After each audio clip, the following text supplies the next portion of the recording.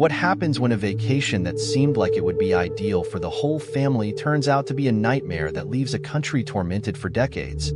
How is it that a case that is so terrifying, with evidence that is as baffling as it is abundant, has not been solved after over 30 years having passed? This is the tale of JonBenét Ramsey, a little girl of 6 years old whose untimely death not only broke her family but also gripped the world, throwing it into an unending cycle of conjecture, debate, and sadness. Development of the framework. On the evening of Christmas in the year 1996, the Ramsey family, which consisted of John, Patsy, their son Burke, and their youngest daughter JonBenét, had spent the holiday in the same manner that many other families do, with presents, warmth, and a spirit of joy. To put it simply, the Ramseys were a wealthy family. John, a prosperous businessman, owned a firm that was worth many millions of dollars. Patsy, who had previously held the title of beauty queen. When they were together, it seemed as if they had everything. A life that was picture perfect, and so many people considered JonBenét to be the crown gem of this wonderful existence. However, JonBenét was not your average child of 6 years old.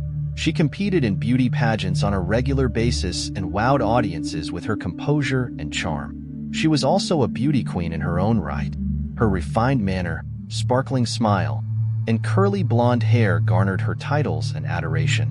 Her hair was curly and blonde. However, the world would soon remember her not for her charming personality, but rather for the horrible and untimely end she met.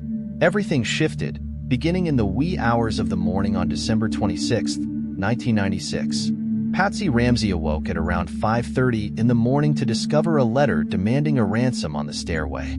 The message was long, which was rare for communications of this kind, and it was written in a tone that alternated between being menacing and being almost strangely courteous.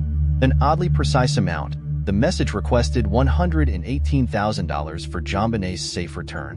This amount was so close to matching John Ramsey's most recent work bonus that it was almost identical. Patsy, who was in a state of panic, yelled for John and dialed 911. Although her voice was shaking with anxiety, she asked for assistance while she was on the phone. Shortly after that, the police came, but what was supposed to be a crime scene that was meticulously controlled very quickly transformed into a chaotic situation. Members of the family and friends were permitted to enter and exit the premises, which might have tainted the evidence. John Ramsey made the decision to search the residence several hours later, when the inquiry was only beginning to take shape. He discovered a horrible discovery in the basement, which was the dead corpse of JonBenét was found there. In addition to having a cracked skull, she had been strangled with a garrote that was fashioned from a piece of rope and the handle of a paintbrush. Her mouth was covered with a piece of duct tape, and her wrists were fastened in a disorganized manner. The investigation is being carried out. Due to the manner in which the Boulder Police Department handled the situation, it was immediately subjected to criticism. The crime scene had been damaged, critical evidence had been mismanaged, and there was a noticeable lack of cooperation among the parties involved. As the inquiry progressed, suspicion became directed in two separate directions. First, against the Ramsey family themselves, and second, toward the prospect of an intruder trying to break in. A strange conundrum concerning the ransom note. The ransom letter that was discovered in the Ramsey residence is one of the most puzzling parts of the investigation. It stands out not only because of its strange content, but also because of its length and idiosyncrasies. When compared to the majority of ransom letters in abduction cases, which are normally brief and get right to the point, this one is much lengthier, clocking in at over 3 pages. A dominating tone that seems to be intentionally theatrical is used at the beginning of the message, which opens with the lines, "Mr. Ramsey, listen carefully and pay attention." The message has wording that is unusually inconsistent, alternating between statements that are foreboding and sentences that are weirdly courteous toward the recipient. For instance, it cautions John not to notify the authorities, stating that doing so will lead to the death of JonBenét. However, it concludes with the peculiarly cheerful phrase "victory." This enigmatic sign-off has left both the detectives and the general public perplexed. The level of information that is offered is one of the features that stands out the most visually. The message makes it quite clear that JonBenét is being kept captive by a small foreign faction. a group that has never been directly recognized or connected to any information that can be considered trustworthy. In addition, the demand for $118,000 is quite specific and out of the ordinary. It has been observed by those who specialize in ransom cases that this sum is very low for a rich family such as the Ramseys, which further contributes to the perplexity over the number. Analysis of the handwriting. The handwriting was subjected to a comprehensive examination by forensic specialists. The handwriting was matched to that of many suspects, including both John Ramsey and Patsy Ramsey, by the Federal Bureau of Investigation and independent experts. While it was determined that John was not a candidate, the findings surrounding Patsy were inconclusive. The parallels between Patsy's writing style and some characteristics of the note, such as the form of certain letters and the way words were spaced, were highlighted by several analysts. Yet, however, none of these similarities could be considered conclusive. Effort and both time. In addition to this, the quantity of time that must have been spent writing such a long message is another aspect that is perplexing. The fact that the pad and pen that were used to write it were stolen from inside the Ramsey home gives the impression that the author sat down inside the house to write it, which is a behavior that is very rare and dangerous for a kidnapper to engage in. Drafts were thrown away before the final edition was finished, as shown by the fact that certain pages from the notebook were pulled out and discovered in the garbage. This gives rise to the issue of whether or not a true kidnapper would have decided to spend valuable minutes or even hours inside the residence, putting themselves in danger of being discovered. On the other hand, does the message imply that an effort was made to arrange a crime scene with the intention of misleading investigators? What is the psychology behind it? According to the findings of the analysis conducted by criminal profilers, the message has a combination of manipulative and performative language. There is a tone that varies between an overdone feeling of bravado and a bizarre sense of formality, which leads some people to conclude that the author may have been intentionally aiming to mislead or fool the speaker.